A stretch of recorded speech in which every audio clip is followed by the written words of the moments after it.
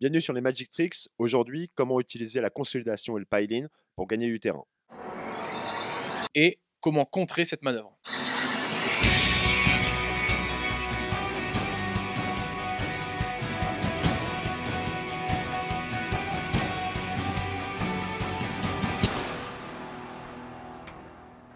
Les custodes qui sont ici viennent de finir leur mouvement et ont terriblement envie d'aller se farcir un carnifex. Néanmoins, ils ont aussi pour optique d'aller contrôler l'objectif 1 qui est au milieu de table.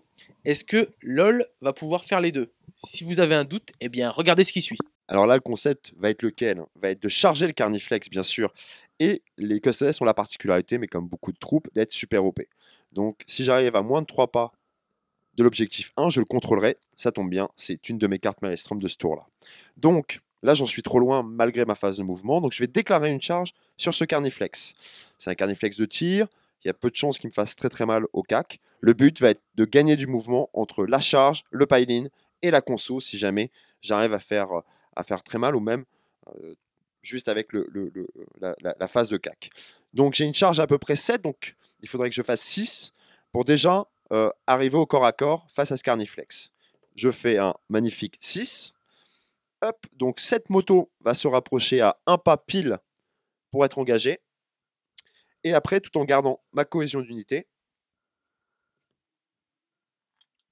hop, je vais en mettre une deuxième là. Et la troisième juste là. Je suis encore un peu trop loin de l'objectif. Je suis encore à plus de 3 pas. Vient l'activation de ma charge. Je dois finir mon mouvement plus proche de la figurine adverse, mais je ne suis pas obligé d'aller directement en ligne droite. Donc je me rapproche un petit peu avec ce magnifique socle ovale, comme ça. 3 pas, le deuxième arrive là. Et le troisième se met sur l'objet. Je n'aurai qu'une figurine qui tape, mais ce n'est pas grave déjà parce que les custos tapent fort. Et surtout, je suis sûr d'avoir l'objectif 1.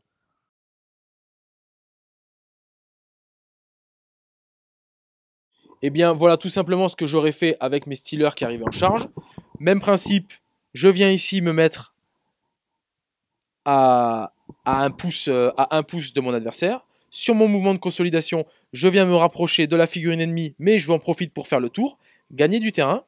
Quand je lave Henry et sa bande en tunique rouge, eh bien j'ai encore un mouvement de 3 pouces. Et là, ce que je vais faire, eh bien avec mon mouvement de 3 pouces, je vais finir à moins d'un pas des robots. Ce qui me permet eh bien d'éviter un tir de contre-charge qui serait dévastateur sur les Genestealers, et ce qui me permet de verrouiller au corps à corps définitivement les robots, puisqu'ils n'auront clairement pas la capacité d'anéantir mon unité de Genestealer. Donc comment protéger une unité de tir? Donc que ce soit au déploiement ou au moment de la phase de mouvement, il est important qu'entre mes Skitaris qui vont me servir de cordon et mes robots, il y ait une distance minimum. Je suis face à des Genestealers qui ont un socle de 32. Donc imaginons que j'ai mon cordon devant, il faut que je garde entre mon cordon et mes robots un peu plus de 6,5. Voilà, partons du principe tout simplement que mes Genestealers vont arriver de face. Après, c'est à moduler selon vos déploiements, comme d'habitude, et selon les unités dont vous disposez. Mais à partir du moment où mes Genestealers vont arriver de face, quand je vais rentrer au corps à corps, d'accord, je vais venir ici me mettre à un pouce de mon adversaire, comme ceci.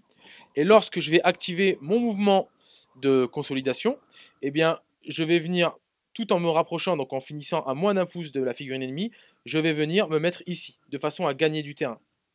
Okay, tout en gardant ma cohésion d'unité. Mes Stealers balancent 12 attaques. Ils se font un grand plaisir de démolir Henry, le Skitari et sa petite bande en tunique rouge.